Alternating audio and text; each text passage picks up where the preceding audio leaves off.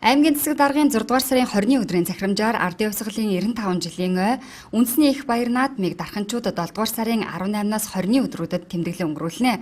Харин орхон сум 7 дугаар сарын 15, 16, шарын гол сум 7 дугаар сарын 16, 17, хонгор сум 7 дугаар сарын 17, 18-ны өдрүүдэд тус зохион байгуулах юм а.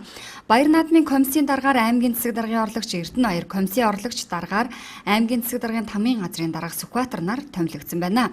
Энэ жил Дархан хот байгуулагдсны 55 жилийн ой тохиож буйгаараа онцлог бөгөөд баярын арга хэмжээнд ихээхэн ач холбогдол өгч ажиллах тухай баяр наадмын комиссийн дарга аймгийн засаг даргын орлогч Эрдэнэ 2 мэдээллээ.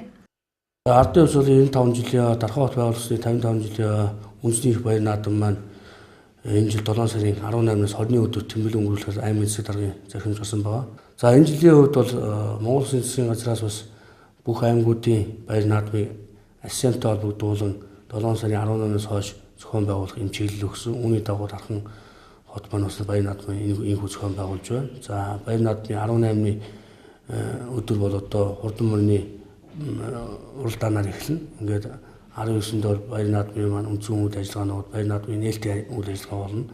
За 20-нд бол одоо мөн одоо баяр наадмын маань үргэлжлээд одоо хаалтын арга хэмжээ зохион байгуулалт ингээд явна.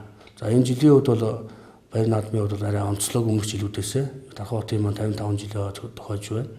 За үүнтэй холбогдуулаад одоо үндэсний хүүхийн барилдаан нь 256 бүх барилдах гэж байна.